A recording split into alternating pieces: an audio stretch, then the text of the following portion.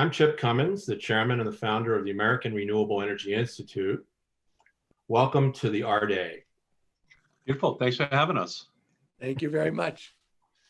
I'm going to start with introducing each of you. And Tom, I'd like to just tell the folks that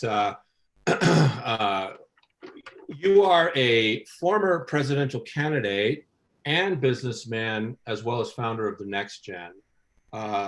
Tom, you also serve as co-chair for Governor Gavin Newsom's Business and Jobs Recovery Task Force, and you also co-chair Vice President Biden's Climate Engagement Advisory Council. Welcome. And I'd also like to suggest that it's such an important time in our country's history with the climate situation. And Senator Markey, you've been very, very, very strong in your leadership along the lines of that. And you've served in the United States Congress for over 40 years, first as a congressman and then as a senator from Massachusetts. You're a leader on climate and clean energy, and serve as the chair of the Senate Climate Task Force. You co-sponsored the Green New Deal with Alexandria Ocasio-Cortez and helped pass over 500 laws during your time spent in Congress. Thank you so much for your leadership.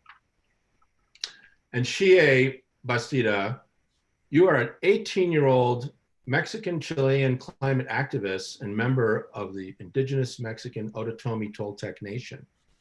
Also, one of the major organizers of Friday for the Future New York City, and have been a leading voice for indigenous and immigrant visibility in climate activism. You're on the administration of the People's Climate Movement, a member of the Sunrise Movement and Extinction Rebellion, and co-founder of Re-Earth, and recently completed your first TED Talk. And welcome to AREDAY, Xiye. Welcome back to AREDAY. Alexandria Villasenor is a 15-year-old American climate activist living in New York City, one of the lead organizers of Fridays for the Future New York City, striking each week for over 1 year in front of the United Nations and other venues. Alexandria was introduced by Leonardo DiCaprio on the Global Citizen stage along with Xiye in 2019 as part of the Climate Week in New York City, and was featured speaker on the Democratic National Convention stage during the recent convention. Welcome all. I'd like to begin today's conversation by asking Tom a question and to open it up to the group. Tom, you serve as a co-chair on Vice President Biden's Climate Task Force. And there has been a commitment of over $2 trillion once President Biden is seated. And I would like you to talk a little bit about what those solutions look like as you and your team have been going through the various metrics and how we're going to address climate change as a country moving forward. Well, Chip, it's nice to be back at AREDAY, and it's great to be sharing a virtual stage with Senator Markey and two youth leaders. So I'm fully expecting them to pitch in here with answer to this and every other question.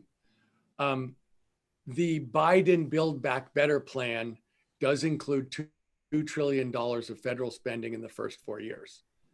And that is essentially an attempt to do a huge infrastructure project, clean energy infrastructure project, ranging from charging stations, upgrading the grid, building affordable housing, weatherizing houses, upgrading the HVAC system in commercial buildings, building more rail. I mean, it's a huge $2 trillion project over 4 years. It's a huge project. It's a huge job creation of good paying union jobs in every part of the country.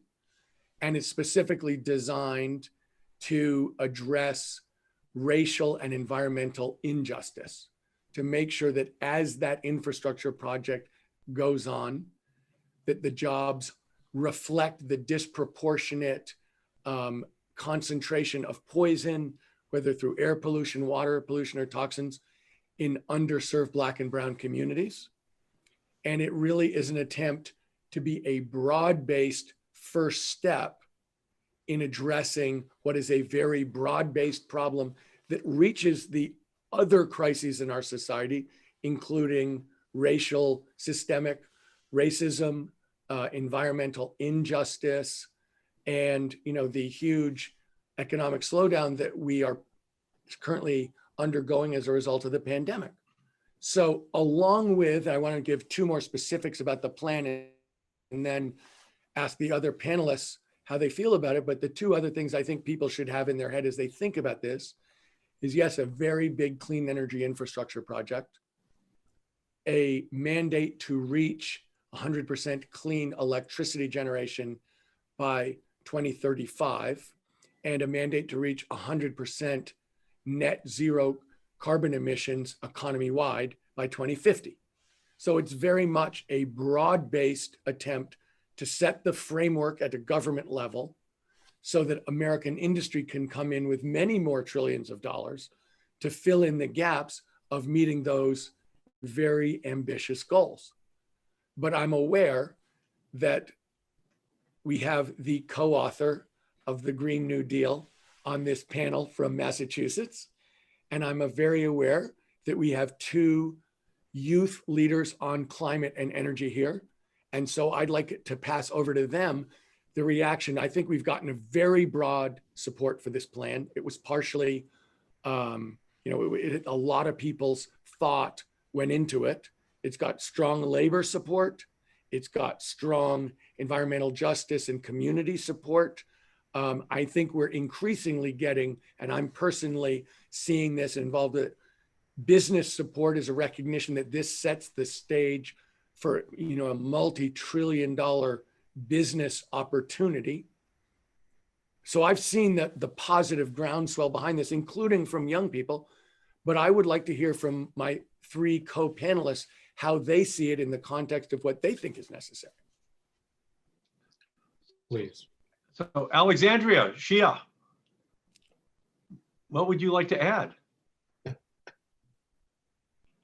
I think that we are very happy with this plan compared to what we had seen before from Biden, specifically at the beginning of the presidential race, when we saw all the candidates present their climate plans. Biden was not one of the most, forward in that, but I'm so happy that we've gotten to a place where he has a climate task force that is advising him. And something that I really appreciate is the emphasis on communities, justice.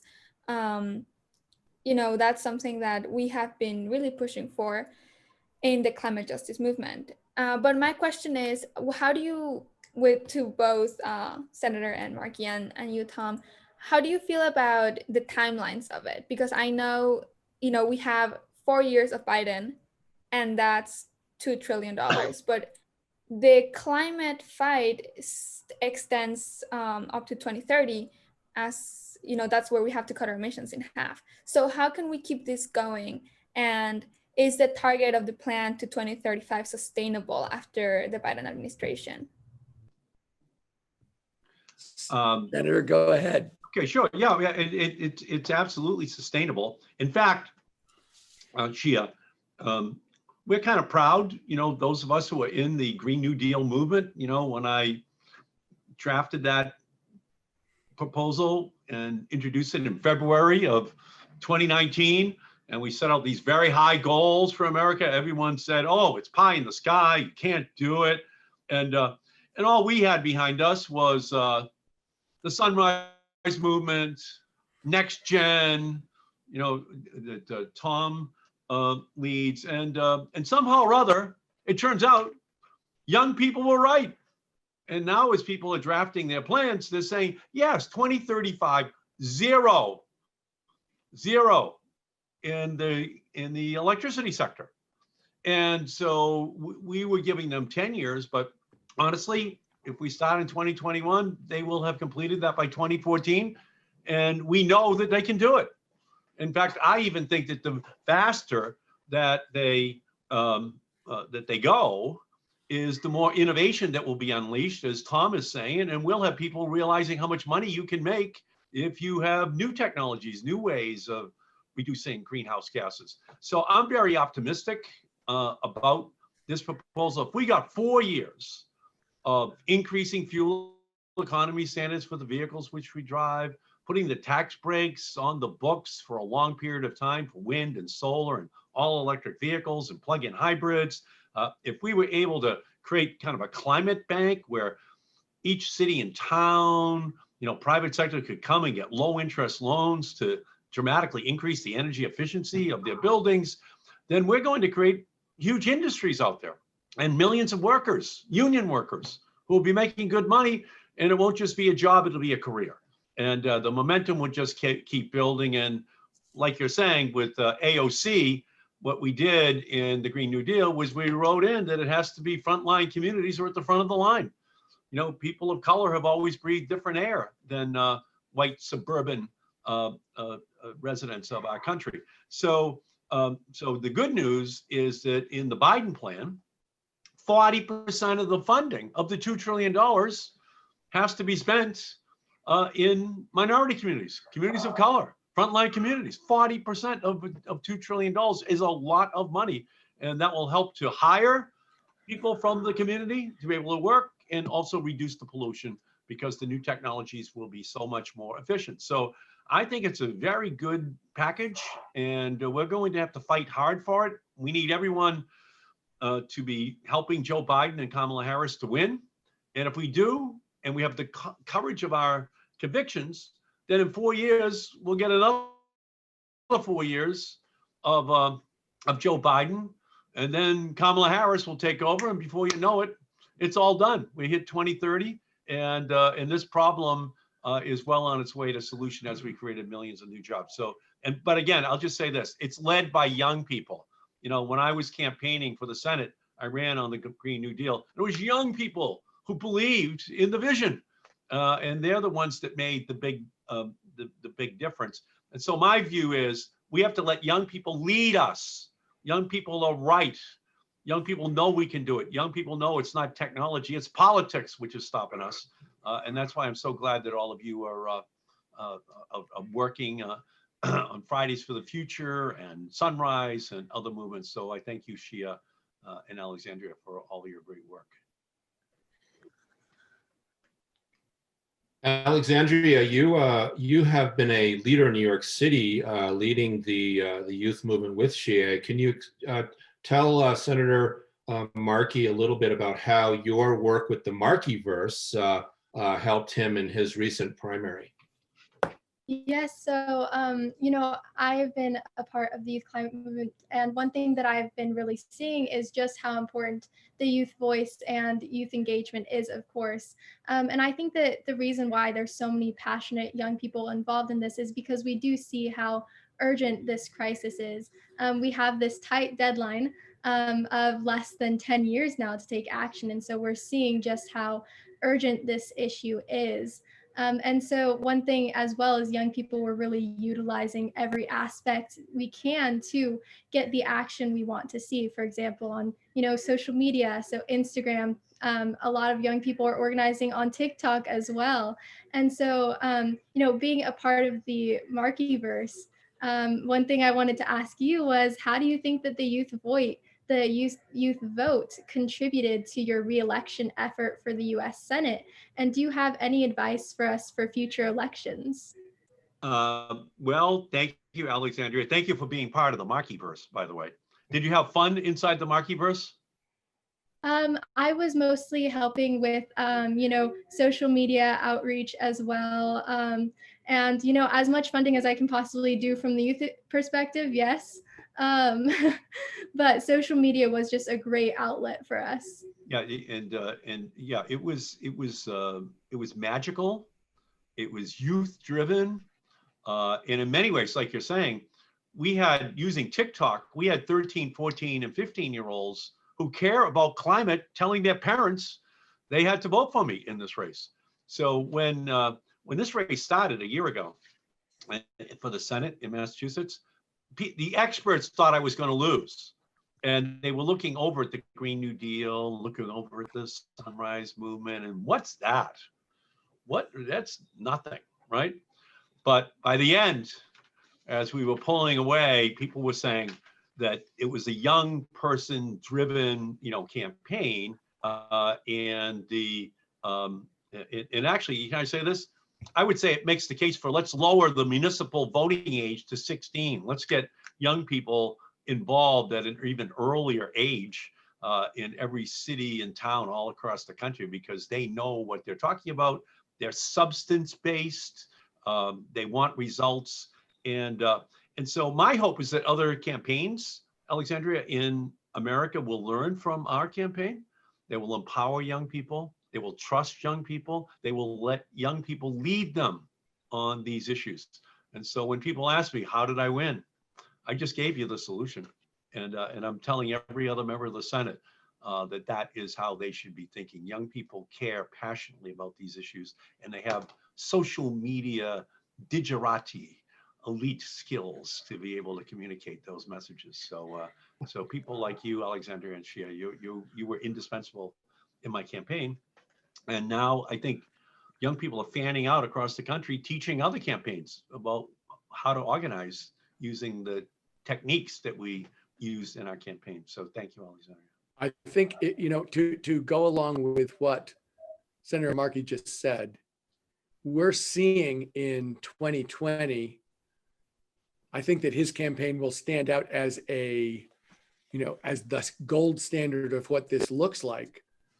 But we're seeing dramatic, historic, record-breaking turnout of young voters across the country this year. And we're seeing that, people, I think already 17 million people have voted. And we can see that the number of young people who have voted this year versus 4 years ago is multiples of what it was then. And it's not just explainable by the pandemic. And in addition, we're seeing a spread between Democratic support and Republican support that is also a multiple of what it was 4 years ago. So that, for instance, in Arizona, Hillary Clinton won the youth vote in Arizona, defined as 18 to 29, by 18 points, and she lost Arizona. Joe Biden is winning the youth vote in Arizona by 42 points. And that is reflective. And at the same time, we're seeing youth turnout that is literally multiples of what it was 4 years ago. So I would say to everybody here, we're going to see a historic turnout. 40% of potential voters are 18 to 34. 40% of all potential voters. And they vote at half the rate of other American citizens. If we get the historic turnout that definitely did happen in Senator Markey's race, if we get the enthusiasm and awareness that you too reflect and participate in and help to lead, we're going to see a change in terms of the outcome as a result of that huge surge of youth intensity that is, I think people don't understand yet how big this is. So I'd like to ask you two, Ed and I are just on the other side of the youth movement. And I'd like to ask two people who are very much in the youth movement, what you're seeing from your peers and friends and Alexandria in terms of people who are a little bit older than you. One thing that I really wanted to, I think is important is I'm only 15 actually. I can't vote sadly for 3 more years, which I think is far too long in my opinion.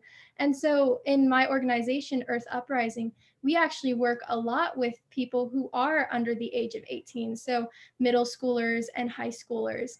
And so one thing that we're really starting to see is that there are a lot of young people who are getting involved in climate activism and really want to see change, but they don't actually know where they fall on the political sector. All they know is they want to see action for climate, and they believe in basic human rights. And so they don't know where they identify yet though. And so I actually work a lot in conservative neighborhoods as well in the United States. We have places in Florida and Georgia for Earth Uprising. And so we're starting to see that young people are going to their parents and who are conservative, and they're starting to talk to them about climate change. And so there's a study that came out recently that young teenage girls are actually the ones changing their parents' opinions on climate change and what they need to do for voting.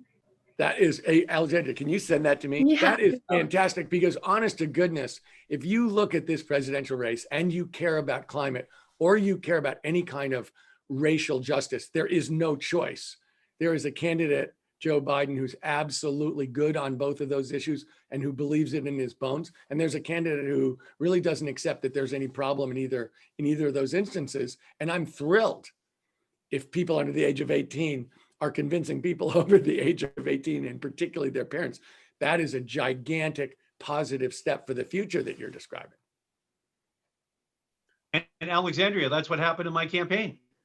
Young people were convincing older people to vote the Green New Deal, vote for me against my opponent.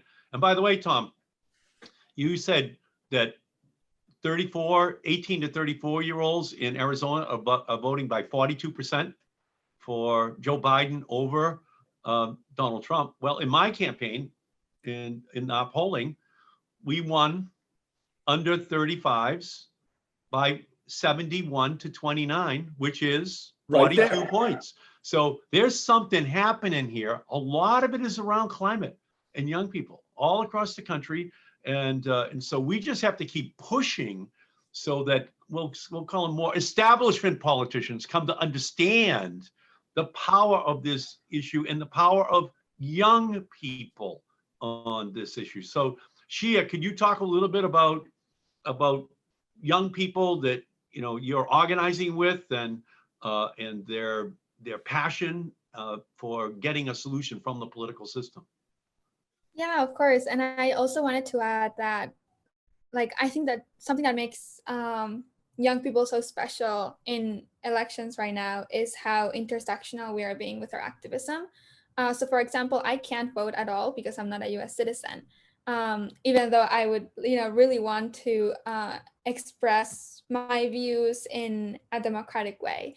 But I think that it's important to have people who can vote and still are part of all communities, and what I want people to know is that they have a privilege when they vote, that voting is such a privilege, that voting can change people's lives, that voting in the US is not only a vote for the US and communities in the US, but it's actually a vote for our entire future. And it's a vote for the entire world when you think about US foreign policy involvement.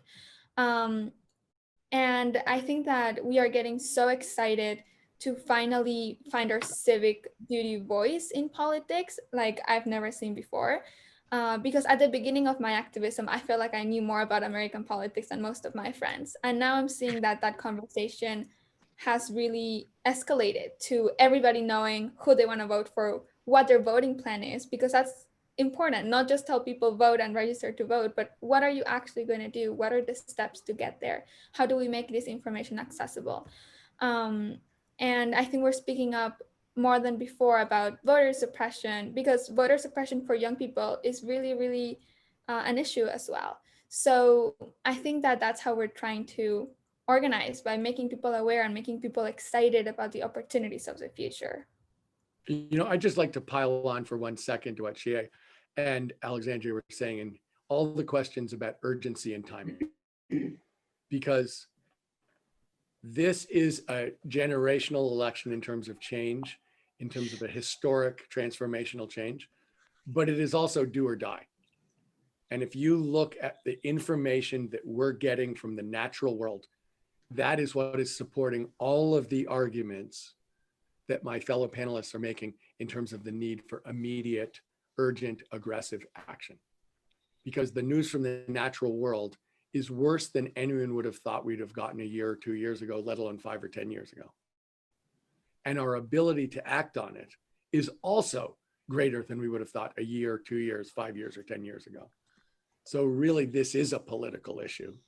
It's a dramatic time for us, a historic time for a change. And that is exactly what the two young people and the slightly older person on this panel have been arguing for so strongly and importantly, in my mind, because they recognize exactly how much of an impact this is going to have in terms of what we choose to do on November 3rd and thereafter, in terms of the kind of urgent plan that Senator Markey co-authored, but also the kind of urgency that both of the young people here are reflecting in their statements throughout.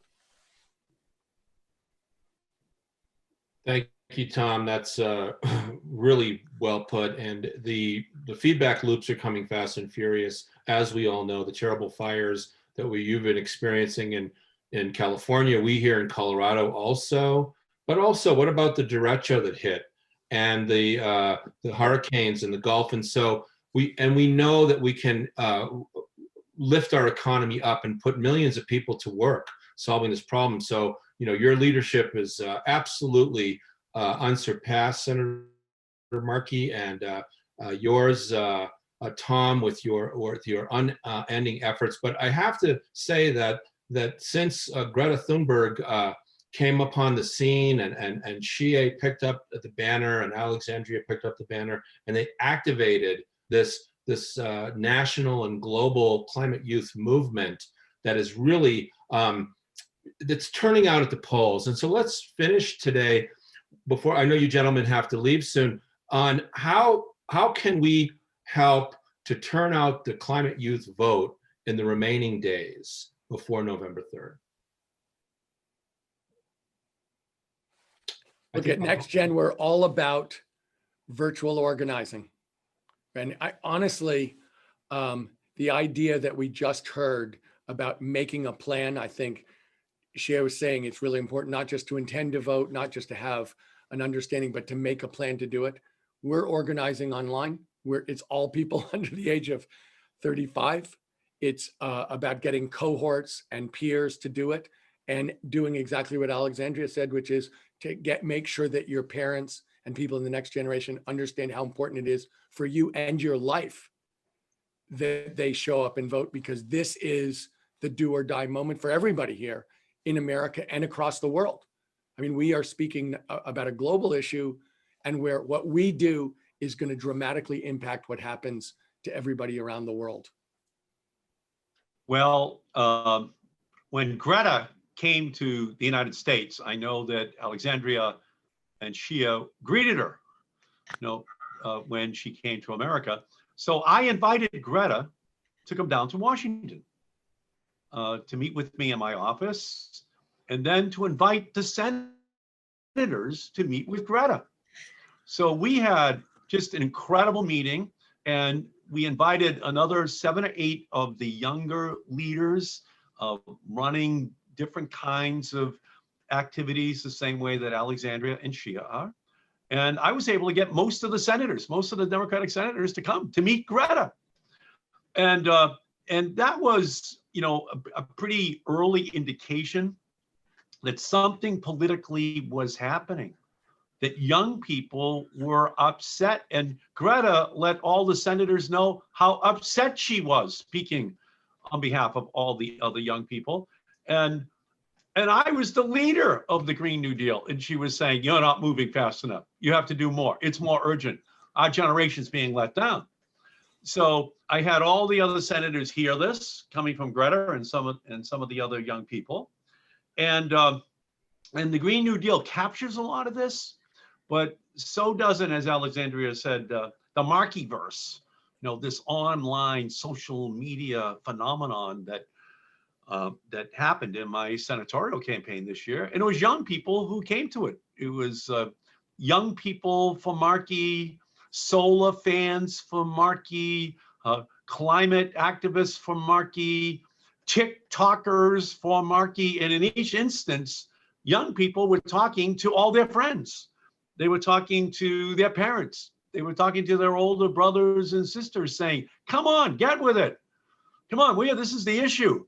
And so it was counterintuitive for political experts to think that young people could do this. But I just saw it in my campaign. So I would say to Alexandria and Xiye and all the young people who are watching this, go out there and do the job. talk to your friends, talk to your parents, talk amongst yourselves to figure out even better ways to communicate with all your classmates, everyone in your neighborhood, everyone in your community, people around the country, because you have power. You have big power. And people in Massachusetts can now see it. And I think on election day, if you keep working, the whole country's going to see it. And then there'll be a big IOU that young people are going to present to the United States Congress and the president on January 20th, 2021, saying we want bold, comprehensive climate policy to be put on the books so that the United States is the leader and not the laggard in the decade ahead. So that would be my advice. Just keep working. You are the leaders of our country right now. And I just would say that people are listening to you, so just keep it up. Ladies, do you have some concluding remarks for Mr. Steyer and Mr. Markey?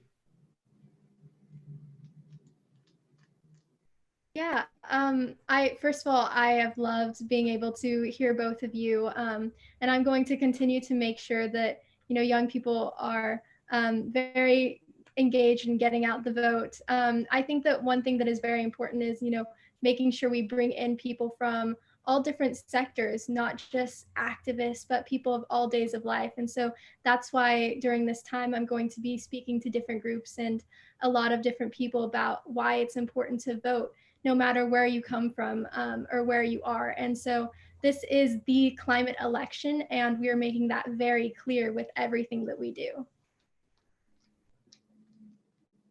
Yeah, and I also want to thank Chip for bringing us together here, because this is the type of intergenerational conversation that is important, that we actually listen to each other.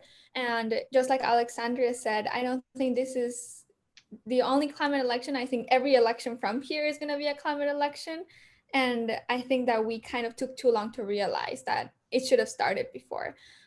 So we are definitely going to keep pushing not only young people, but also like our parents, our families, and just across sectors to make sure that we see voting as the civic duty that it is, and as our responsibility to have a representative democracy that works for us. Thank you guys so much. Thank you. You guys are great. You are the leaders of this generation, and we're in your debt, and just keep going. And good to be with you, Tom and Chip, as well. Thank you all for taking your very valuable time to send this message out.